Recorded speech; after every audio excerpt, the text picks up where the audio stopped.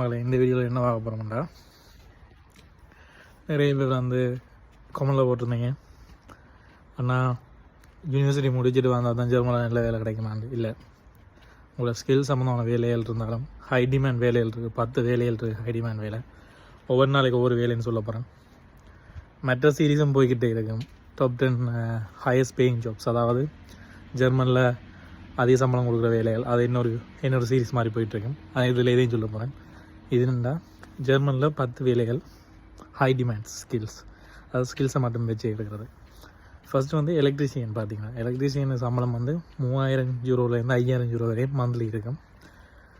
இதுக்கு என்னென்ன தேவைன்னா, நீங்கள் எலக்ட்ரிஷியனாக இருக்கணும், உங்களுக்கு 5 இயர்ஸ் எக்ஸ்பீரியன்ஸ் இருக்கணும், இதில் ஜெர்மன் லாங்குவேஜ் படிச்சிருந்தீங்கன்னா ஜெர்மனில் உங்களுக்கு நல்ல ஸ்கில் இருக்குது, நல்ல சம்பளம் கிடைக்கும்.